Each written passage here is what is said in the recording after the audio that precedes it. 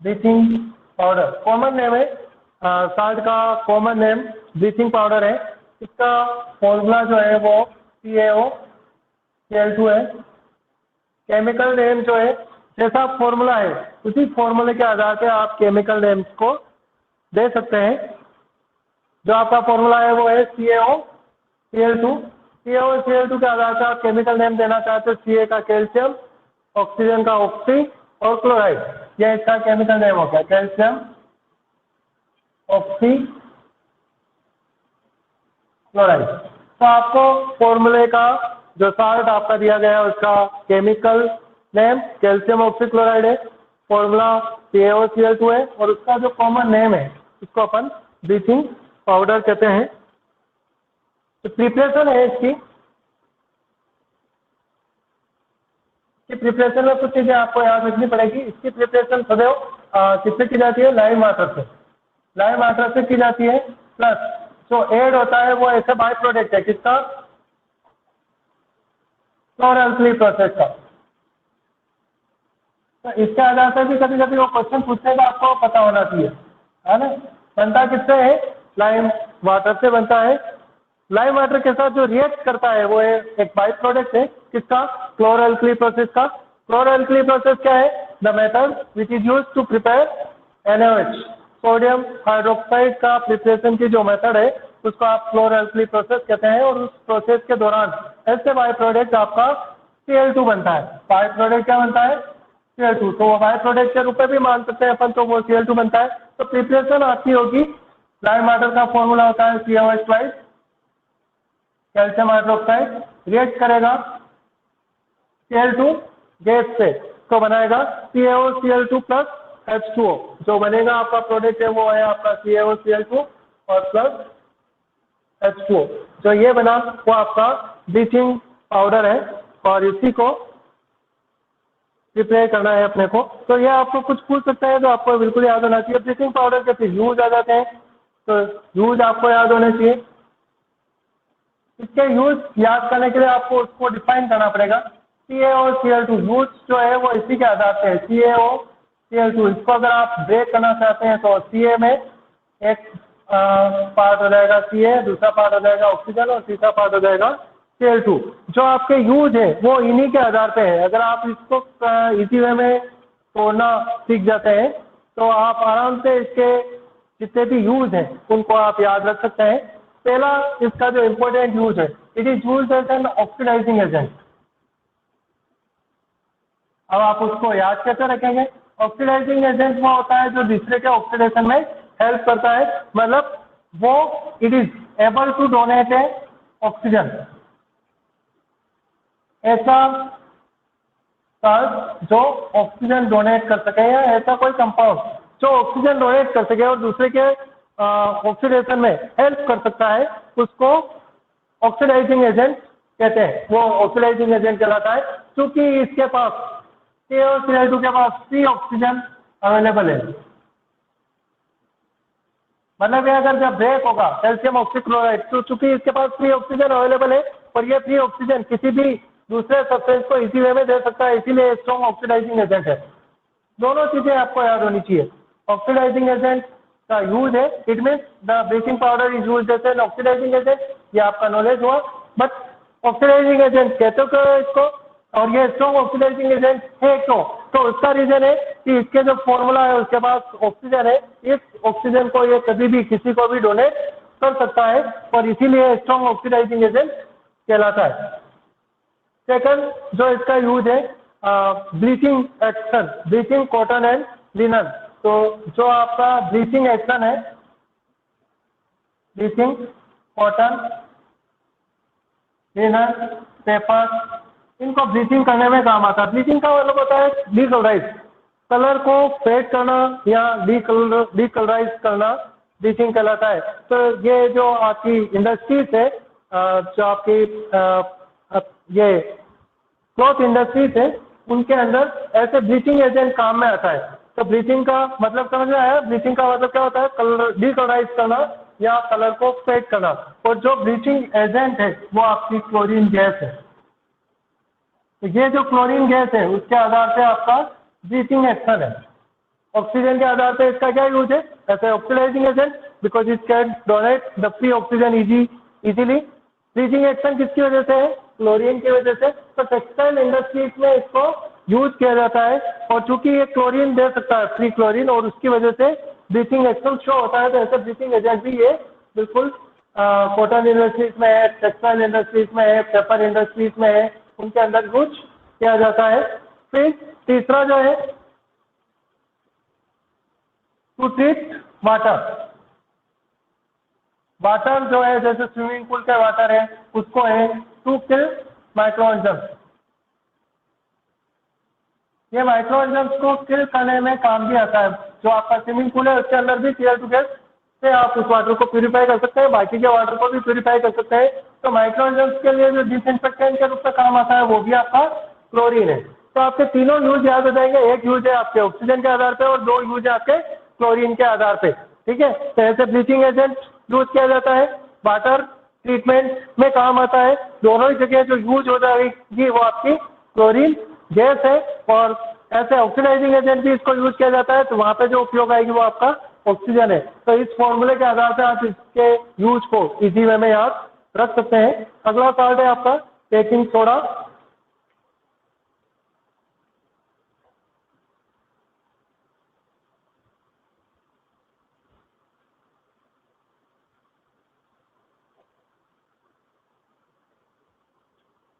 Next baking soda.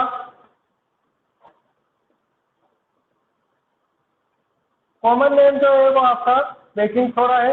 इसका जो formula है NaCO3। केमिकल नेम जो है वो इसी के आधार पर आप दे सकते हो, Na का सोडियम, हाइड्रोजन और CO3 कार्बोनेट। तो सोडियम याद रखने का इजी तरीका है, आपको फॉर्मूला याद है तो केमिकल नेम आराम से आप याद रख सकते हैं, क्योंकि आप सिंबल लगभग जानते हैं। तो सिंबल अगर आप जानते हैं तो आराम से आप नाम दे सकते हैं। बेकिंग सोडा कॉमन नेम है, NaCO3 इसका फॉर्मूला है, और इसी के आधार पर सोडियम, हाइड्रोजन और कार्बोनेट इसका केमिकल नेम है। ठीक है ना, तो आपको कॉमन नेम, उसका फॉर्मूला और केमिकल नेम बिल्कुल आपको मुंह पे याद होना चाहिए हर एक साउंड का। इसकी जो प्रिपरेशन है, method of preparation, it is prepared from NaCl। तो बाय प्रोडक्ट के रूप में आप किसका यूज करते हैं, NaCl। NaCl is use as an by product to form the baking soda. तो NaCl को आप बाय प्रोडक्ट के रूप में यूज करते हैं बेकिंग सोडा बनाने के लिए। NaCl के अलावा दूसरी चीजें भी चाहिए, जैसे H2O, CO2 और NH3। तो रिएक्शन जो है प्रिपरेशन की वो है NaCl, H2O, CO2 plus NH3 बनाता है NH4Cl प्लस NaCO3। यह आपका बाय प्रोडक्ट NaCO3 जो है वो साल्ट है, सोडियम, हाइड्रोजन, कार्बोनेट। तो NaCl, H2O, CO2 और NH3 ये जब कंबाइन होंगे तो NH4Cl बनाएंगे। NH4Cl का नाम है अमोनियम क्लोराइड, और एक और जो प्रोडक्ट बनेगा वो आपका NaCO3 जो सोडियम, हाइड्रोजन, कार्बोनेट, उसी को आप बेकिंग सोडा कहते हैं। तो ये मेथड है जिससे आप इसको बना सकते हैं बेकिंग सोडा को। तो मेथड ऑफ प्रिपरेशन समझ में आ गया। NaCl से बनेगा, जनरली जो क्वेश्चन पूछते हैं तो वो आपको ये पूछते हैं बाय प्रोडक्ट किससे बनेगा। तो ऐसा raw material NaCl is use, बाकी का भी यूज होते हैं पर महत्व आपका NaCl है, क्योंकि NaCl एक और साल्ट है आपका। तो वो साल्ट इसके रॉ प्रोडक्ट के रूप में यूज किया जाता है और उससे ये बनता है। अगली रिएक्शन, इसमें कुछ प्रॉपर्टीज भी हैं, और वो प्रॉपर्टीज यूज भी मान सकते हो और प्रॉपर्टीज भी मान सकते हो, एक ही बात है। तो आप यूज ही ले लो डायरेक्टली। यूज फर्स्ट NaCO3 की एक कम्बाइनेशन, यहाँ पे दो चीजें और आएगी, एक तो आएगा बेकिंग सोडा और एक होता है बेकिंग पाउडर। आपको इन दोनों का डिफरेंस बिल्कुल पता होना चाहिए कि ये दोनों अलग अलग हैं या सेम है। ये दोनों अलग अलग है। बेकिंग सोडा जो होता है वो अलग है, बेकिंग पाउडर जो होता है वो अलग है। जो आप घर में यूज करते हैं वो बेकिंग पाउडर है, बेकिंग सोडा नहीं है ना। जो खाने का सोडा अपन घर पे यूज करते हैं वो बेकिंग पाउडर होता है, बेकिंग सोडा नहीं। बेकिंग सोडा होता है NaCO3, केवल सोडियम, हाइड्रोजन, कार्बोनेट को बेकिंग सोडा कहते हैं। बेकिंग पाउडर होता है NaCO3 प्लस टार्ट्रिक एसिड। कोई भी एडिबल एसिड मिला सकते हैं, जरूरी नहीं टार्ट्रिक एसिड ही मिलाए, इसके अलावा भी कोई एडिबल एसिड जो आप खा सकते हैं ऐसा एसिड मिलाया जा सकता है। तो जनरली अपन टार्ट्रिक एसिड मिलाते हैं, तो अपन टार्ट्रिक एसिड ले रहे हैं। तो बेकिंग पाउडर क्या होता है? Mixture of baking soda and tartaric acid. तो बेकिंग सोडा और टार्ट्रिक एसिड का जो मिक्सचर होता है उसको अपन बेकिंग पाउडर कहते हैं। ये आपको डिफरेंस भी पता होना चाहिए। फर्स्ट यूज जो है इसका वो टू मेक बेकरी प्रोडक्ट, कोई भी बेकरी प्रोडक्ट हो, केक हो, पकौड़ा हो, या और भी कोई चीज जो आप घर पे बनाते हैं उसको स्पॉन्जी बनाने के लिए, उसको स्पॉन्जी मतलब ज्यादा मात्रा में लगेगा आपको, ज्यादा है होता नहीं है पर वो फूल जाएगा। तो फूलने की जो प्रॉपर्टीज है तो वो सॉफ्ट और स्पॉन्जी बनाने का काम इसका है किसी भी फूड को। तो बेकिंग सोडा या बेकिंग पाउडर आप जब किसी फूड में डालेंगे तो वो एक तो सॉफ्ट बनेगा और दूसरा स्पॉन्जी बनेगा। जैसे आप केक बना रहे हैं तो इसको सॉफ्ट बनाना हो, या पकोड़े बना रहे हैं तो पकोड़े अगर सॉफ्ट और स्पॉन्जी बनाने हो, फूले फूले बनाने हो, तो उसके लिए आपको बेकिंग पाउडर का उसके अंदर उपयोग करना पड़ेगा और उसके द्वारा वो स्पॉन्जी और सॉफ्ट बन जाते हैं। अब ये तो एक चीज हुई, ये तो इसका यूज हुआ, बट वाई ऐसा होता क्यों है? तो बेकिंग पाउडर डालने आपके केक, पकोड़े या दूसरे जो बेकिंग प्रोडक्ट होते हैं, या और भी घर पर कोई चीज बनाते हैं, इडली बनाते हैं, खमण बनाते हैं, और भी कोई चीज बनाते हैं, तो उनके अंदर जब आप इसको डालते हैं तो वो सॉफ्ट और स्पॉन्जी बन के हो जाते हैं। और कौन सी रिएक्शन इसके अंदर इन्वॉल्व है? तो उसके लिए आपको रिएक्शन जो देनी पड़ेगी वो है NaCO3 प्लस H+। नीचे वाली, ऊपर वाली भी दे सकते हैं, नीचे वाली भी दे सकते हैं, है ना?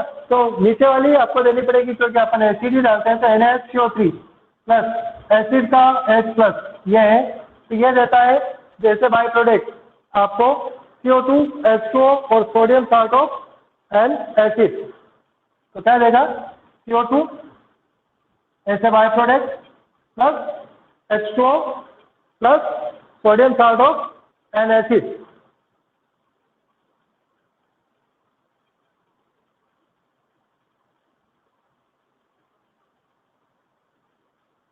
यहाँ पे जो चीज इंपॉर्टेंट है वो आपको ये पता होना चाहिए, जब NaCO3 को आप खाने में डाल देते हैं, खाने में डालने के बाद उस खाने को अपन क्या करते हैं? गर्म करते हैं, हीट करते हैं, बेक करते हैं। तो जब आप उसको गर्म करेंगे तब होता क्या है कि रिएक्शन इन्वॉल्व होती है। NaCO3 जो आपने डाला एसिड के साथ, जिसको अपन बेकिंग पाउडर कहते हैं, उसको जब आप डाल देते हैं खाने के अंदर और उस खाने को जब आप उसको बनाने के लिए गर्म करते हैं तो ये NaCO3 ब्रेक हो जाता है, डिकम्पोज हो जाता है, और डिकम्पोज होकर CO2, H2O और सोडियम साल्ट, जो भी एसिड आप ले लेंगे उसके आधार पे जो सोडियम साल्ट बनेगा वो बनेगा। तो यहाँ पे जो चीज इंपॉर्टेंट है वो ये है CO2 गैस। ये क्या है? गैस है। तो जो स्पॉन्जी और सॉफ्ट बनाने का जो काम करता है वो बाय प्रोडक्ट है आपका CO2 गैस। मतलब इंपॉर्टेंट प्रोडक्ट कौन सा है? CO2 gas. CO2 गैस क्या करती है? उस जो आपने केक या पकौड़ा जो भी बनाए हैं उनके अंदर से CO2 गैस बनने के बाद बाहर निकलती है। तो बाहर निकलती है तो वो क्या करेगी? खुद को धक्का देगी और अपना पाथ बनाएगी। तो उस पाथ बनाने के दौरान वो उसको क्या कर देती है? फुला देती है, धक्का देती जाएगी और अपना पाथ बनाएगी। और इसीलिए सारे बेकरी प्रोडक्ट होते हैं सबके अंदर छेद होते हैं। छेद क्यों होते हैं? क्योंकि वहां से CO2 गैस पास आउट हुई है बाहर। तो जहां जहां छेद हो जाएंगे सारे बेकरी प्रोडक्ट में, इसीलिए छेद होती है क्योंकि उन छेदों से CO2 गैस उस फूड में से पास आउट हो जाती है बाहर। और जब वो पास आउट होती है तो उस दौरान वो सारे फूड पार्टिकल्स को धक्का देते हुए निकलती है। तो धक्का देने के दौरान होता क्या है? वो इतना सा होता है तो वो इतना हो जाएगा, मतलब फूल जाएगा। तो प्रोडक्ट इतना सा है, जब CO2 बनेगी तो उसको धक्का देने की, निकलने की कोशिश में धक्का देगी और वो धीरे धीरे क्या हो जाएगा? बड़ा हो जाएगा। तो स्पंजी हो जाएगा, है ना? स्पंज पेपर, क्योंकि उसके बीच में गैप हो जाएंगे। गैप क्यों हुए? CO2 गैस के पास आउट की वजह से, और इसलिए वो सॉफ्ट और स्पंजी हो जाता है। तो यहाँ पे जो इंपॉर्टेंट चीज है वो CO2 गैस है। तो जैसे बाई प्रोडक्ट CO2 बनी और उसी की वजह से वो सॉफ्ट और स्पंजी हो जाता है। अब देखो ऊपर वाली रिएक्शन अगर आप ले लेते हैं तो NaCO3, अगर आप एसिड नहीं डालते हैं तब भी वो क्या होगा? Na2CO3 बनेगा, है ना? CO2 बनेगा और H2O बनेगा, ये बनेगा ऊपर वाली रिएक्शन से। अगर आप डायरेक्ट जो आपका बेकिंग सोडा है आपने पहले बताया कि अपन बेकिंग पाउडर डालते हैं, बेकिंग सोडा नहीं।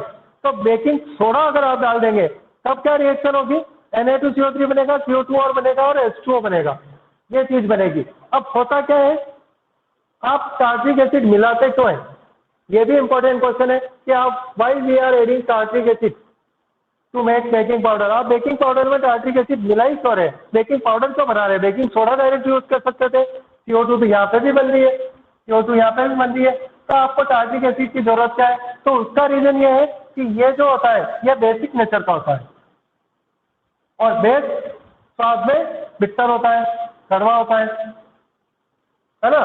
तो इसको न्यूट्रलाइज करने के लिए देखो ऊपर वाली रिएक्शन में आपका ये भी यहाँ पे भी यही बेसिक है और बिटर है, पर ये जो एसिड बन रहा है सोडियम कार्बोपेन एसिड, ये तो ये जो सोडियम कार्ब है वो उसको एसिड इस बेस को थोड़ा बहुत क्या करेगा, न्यूट्रलाइज कर देगा। तो अगर आप केवल इसको यूज करते हैं और एसिड को यूज नहीं करते हैं तो फिर आपका जो सब्सटेंस बनेगा, जो भी आप बना रहे हैं केक पकौड़ा और कुछ भी बना रहे हैं, वो क्या हो जाएगा, थोड़ा बहुत टेस्ट अच्छा नहीं रहेगा, उसका बिटर टेस्ट हो जाएगा, कुछ कुछ कड़वाहट आ जाएगी उसके अंदर।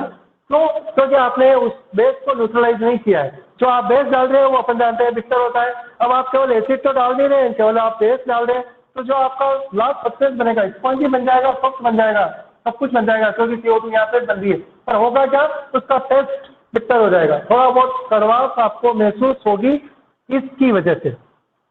तो इसलिए इस वजह से उस कड़वाहट को दूर करने के लिए आप टार्ट्रिक एसिड मिलाते हैं।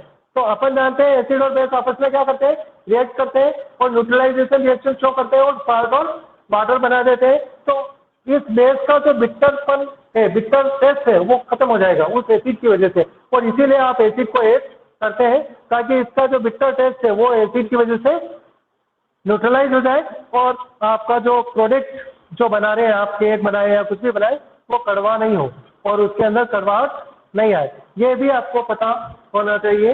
अगला जो यूज है इसका, वो sodium hydrogen carbonate is also use as an ingredient in antacid, मतलब इसका जो यूज है वो है एंटा एसिड, एंटा एसिड के रूप में इसका उपयोग किया जाता है। एंटा एसिड का मतलब होता है या बेस होता है which is use to treat acidity.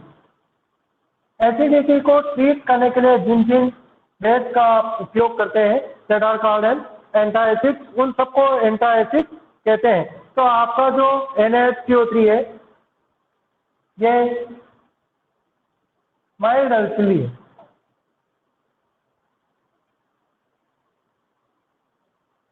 Alkali है, वाटर सोल्यूबल है और माइल्ड है, तो इसको आप पी सकते हैं। तो ये आपकी बॉडी में कोई एडवर्स इफेक्ट शो नहीं करेगा। तो अगर आपकी बॉडी में एसिडिटी हो जाती है या एसिड ज़्यादा बनता है, आपके स्टोमक में HCl ज़्यादा बनता है, तो उसको अगर आप क्यूर करना चाहते हैं तो NaCO3 खाने का सोडे का पानी बना के, सोल्यूशन बना के उसको आप पी सकते हैं। तो ये माइल्ड अल्कली है और आपकी बॉडी में जाने के बाद ये NaCO3 जो आपका HCl बन रहा था उसको न्यूट्रलाइज कर देगा और आप एसिडिटी से थोड़ी बहुत राहत पा सकते हैं। तो ये एंटा एसिड के रूप में भी यूज होता है। थर्ड जो इसका उपयोग है, it is also use in soda acid fire extinguisher.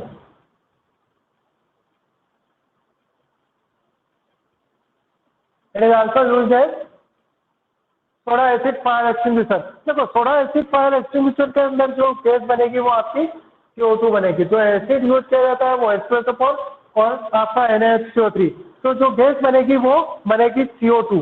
तो ये जो NaCO3 है वो यूज किया जाता है किसमें, सोडा एसिड फायर एक्सटिंग्विशर में। तो आप जनरली यूज करते हैं जैसे पेट्रोल पंप पे या रेलवे स्टेशन पे आप गए हो तो जो अग्निशामक यंत्र जो यूज किए जाते हैं उन सब में NaCO3 ऐसे कंपोनेंट यूज किया जाता है। NaCO3 होता है और दूसरा उसका H2SO4 होता है, ये दोनों कंपोनेंट होते हैं और ये दोनों रिएक्ट करके CO2 गैस बनाते हैं। ये सोडियम हाइड्रोजन कार्बोनेट है, इसकी रिएक्शन आप पढ़ चुके हैं।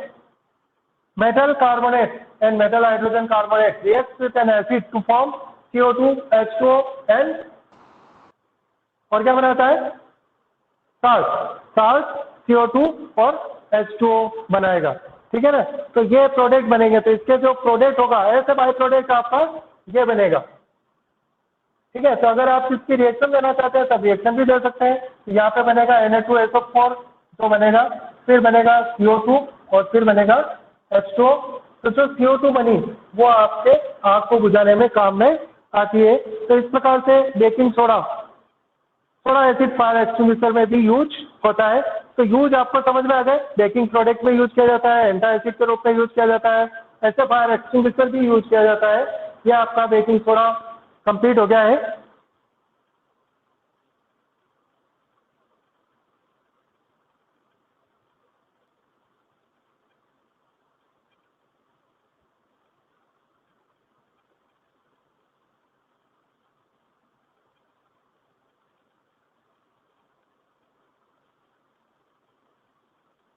नेक्स्ट जो साल्ट है आपका वाशिंग सोडा।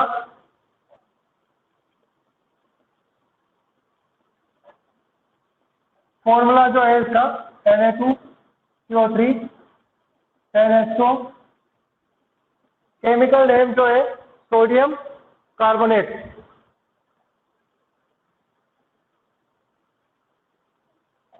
एक चीज और ध्यान रखना, जो आपका बेकिंग सोडा है उसको सोडियम हाइड्रोजन कार्बोनेट के साथ सोडियम बाइकार्बोनेट भी कहते हैं। बाइकार्बोनेट जो होगा वो NaCO3 होगा, सोडियम कार्बोनेट जो होगा वो वाशिंग सोडा होगा आपका Na2CO3 NH2। जब आप कहें सोडियम बाइकार्बोनेट, जो बाइकार्बोनेट का मतलब बेकिंग सोडा हो जाता है। सोडियम हाइड्रोजन कार्बोनेट और सोडियम बाइकार्बोनेट एक ही चीज है और वो बेकिंग सोडा का फॉर्मूला है, तो आप कंफ्यूज नहीं हो। फिर फर्स्ट जो इसकी प्रिपरेशन है वाशिंग सोडा की,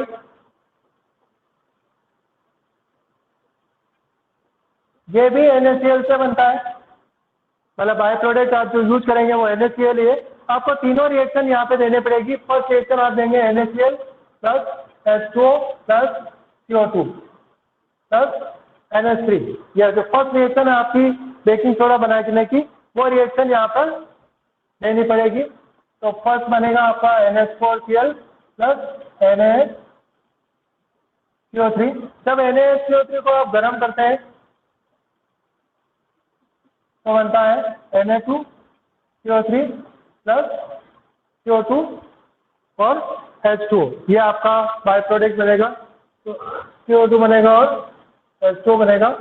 जो Na2CO3 यहाँ पे बना उसको आप थर्ड स्टेप में लें। NO2CO3 को plus NH2 water of crystallisation आप ऐड करेंगे तो Na2CO3 NH2 बन जाएगा। ये मेथड ऑफ प्रिपरेशन है। तो तीनों स्टेप बिल्कुल आपको इसके अंदर लिखनी पड़ेगी। मतलब बनता किससे है, ये NaCl से बनता है। जो आपको स्टेप दी गई है वो थर्ड स्टेप दी गई है, क्योंकि बाकी की स्टेप आपके ऊपर वाली रिएक्शंस में दे रखी है तो उन्होंने शो नहीं की है। तो आपको तीनों रिएक्शन देने पड़ेगी। NaCl H2O CO2 plus NH3 gives NH4Cl plus NaCO3। NaCO3 को आप हीट करेंगे तो Na2CO3 CO2 और H2O बनेगा। और जब NO2CO3 के साथ आप वाटर ऑफ क्रिस्टलाइजेशन को ऐड कर देते हैं तो आपका वाशिंग सोडा Na2CO3 10H2O बनता है। तो ये प्रिपरेशन है। प्रिपरेशन के बाद अपन आ जाते हैं यूज में। वाशिंग सोडा कहाँ कहाँ यूज किया जा सकता है, तो जो इम्पोर्टेंट यूज है इसका वो आपको याद होने चाहिए। First, sodium hydrogen carbonate is used in the glass soap and paper industries. Glass industries में है, सोप इंडस्ट्रीज में है या पेपर इंडस्ट्रीज में है, इसको यूज किया जाता है। ये कोई ज़्यादा इंपॉर्टेंट है, फिर भी आपको याद होना चाहिए। इट इज ऑल्सो यूज इसे preparation in the borax. Borax बनाने में भी इसका काम में आता है। तो सबसे इम्पोर्टेंट यूज है वो ये है hard water softening. Hard water, इस यूज को सदैव आपको याद रखना है।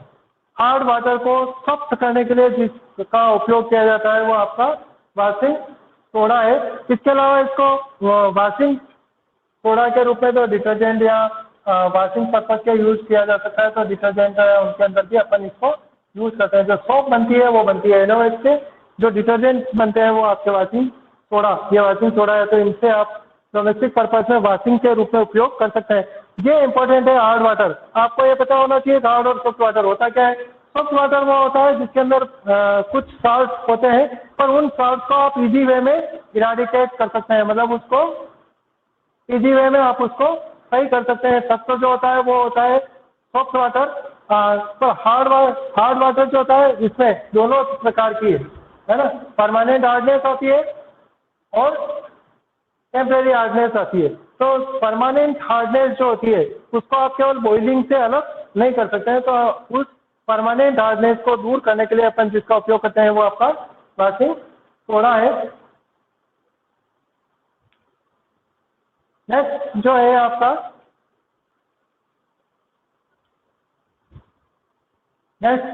साल्ट है, प्लास्टर ऑफ पेरिस। फॉर्मूला है इसका CaSO4 हाफ H2 या CaSO4 ट्वाइस H2, एक ही नाम है। कैल्शियम सल्फेट हीमीहाइड्रेट इसका केमिकल नेम है, कैल्शियम सल्फेट हीमीहाइड्रेट, ये इसका केमिकल नेम है, कैल्शियम सल्फेट हीमीहाइड्रेट। उसको उसी से याद कर सकते हैं।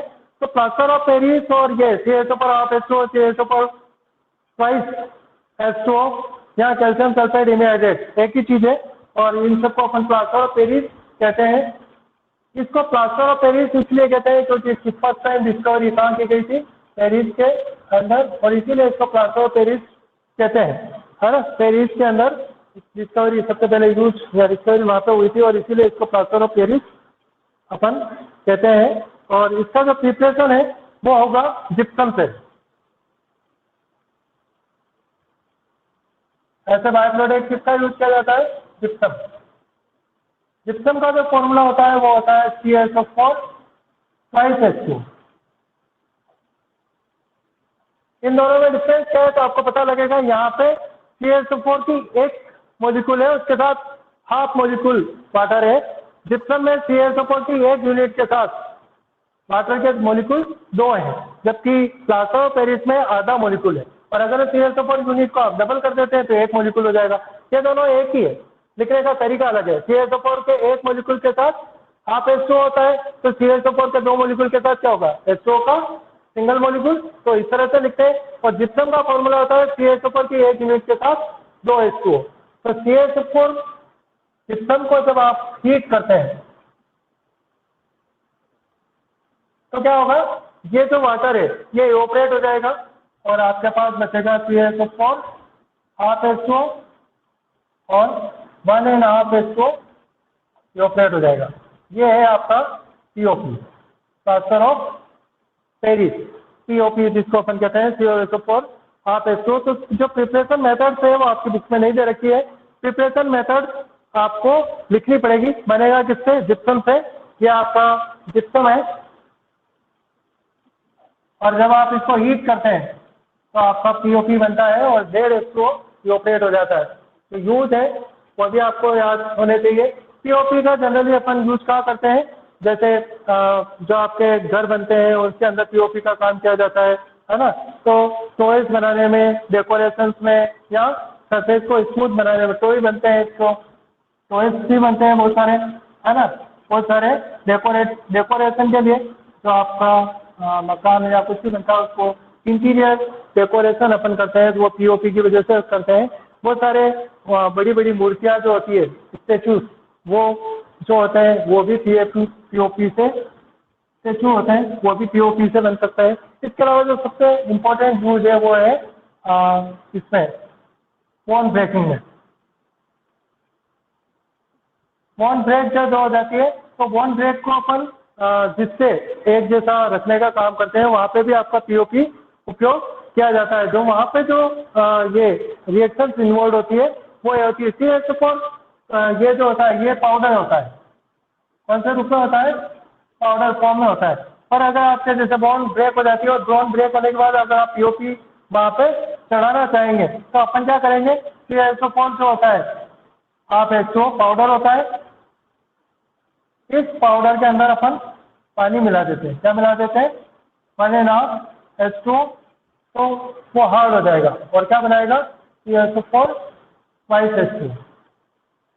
तो ये क्या है, हार्ड जिप्सम।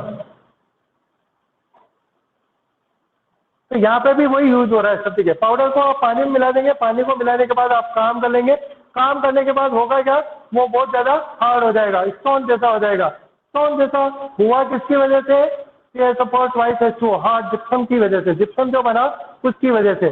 और आपका जो प्लास्टर ऑफ पेरिस होता है, पीओपी, वो तो होता है पाउडर। और पाउडर में अगर आप पानी मिला देते हैं तो उसको थोड़े समय तक रोक देते हैं या स्टैंड बाय कर देते हैं तो हार्ड जिप्सम बनाएगा। जैसे आपका ये सीमेंट होती है ना, सीमेंट के अंदर आप पानी मिला दें, पानी मिलाने के बाद थोड़े टाइम उसको रख दें तो वो पूरी की पूरी क्या हो जाती है, हार्ड हो जाती है।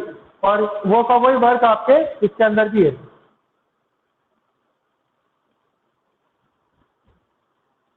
नेक्स्ट टॉपिक है आपका वाटर ऑफ क्रिस्टलाइजेशन।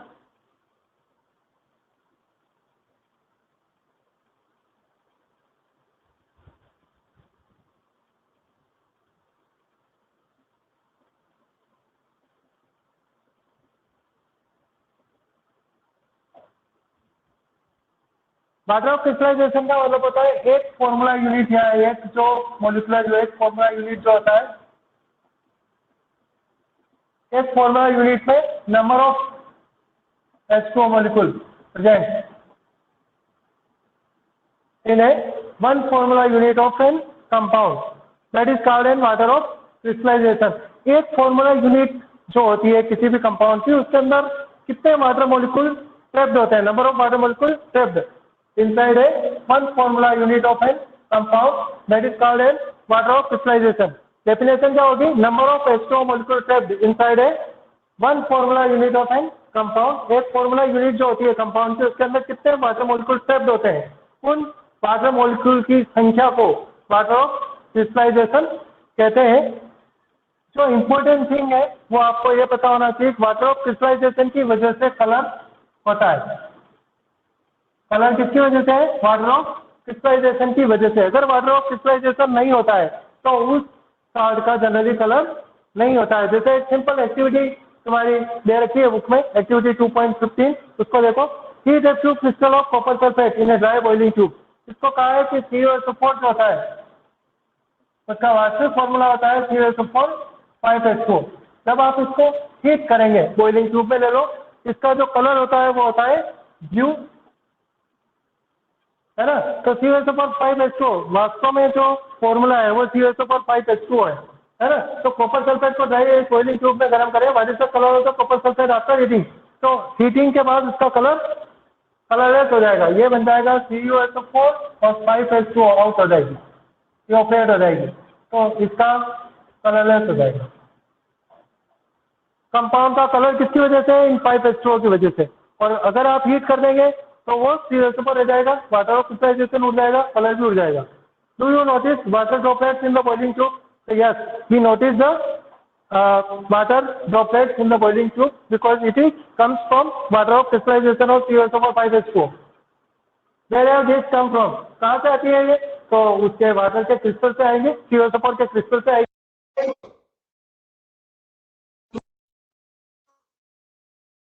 उल्टी रिएक्शन कर देते हैं। तो CuSO4 है, इसके अंदर आप वापस पानी को मिला देते हैं तो CuSO4 5H2O वापस आपको मिल जाएगा और आपका ब्लू कलर रीअपियर हो जाएगा वापस। अगेन जो आपका ब्लू कलर है वो रीअपियर हो जाता है, वापस आ जाएगा, है ना। तो ये एक्टिविटी है आपकी 2.15 जो आपकी बुक में दे रखी है।